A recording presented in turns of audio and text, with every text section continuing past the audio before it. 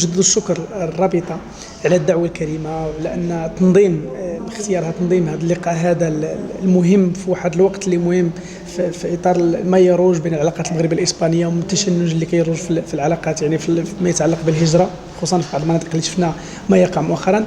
يعني كنشكر الرابطه على اساس انه اختارت ان تنظم هذا اللقاء في واحد المدينه اللي ثقافيه، مدينه ديال العرب، مدينه ديال التلقح الثقافي اللي هي مدينه غرناطه. من الأكيد أنه هذه العلاقات هذه خاصها تزيد القدام بين المغرب وإسبانيا، خصوصا أن المغرب وإسبانيا ماشي دولتين اللي حديثتين كيف ما كنقولوا، ولا يلاه تزادوا، هما دولتين يعني قدام. كاين واحد العراقه في الثقافه، كاين واحد التقارب جغرافي، واحد التبادل ما بين المهاجرين، واحد التبادل ما بين بزاف ديال البرامج الشغل ديال الثقافه ديال الفن.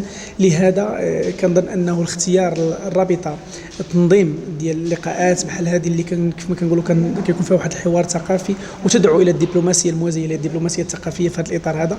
كنظن انه من الضروري والمليح اننا ندعموا بحال هذه اللقاءات هذا، وندعو هنا الدولتين لما لا يعني الحكومتين، وماشي غير الدولتين الحكومتين، وايضا الشركات اللي كتنمي في هذا القطاع هذه، انه تمول وتدعم ماديا ومعنويا بحال هذه اللقاءات هذا.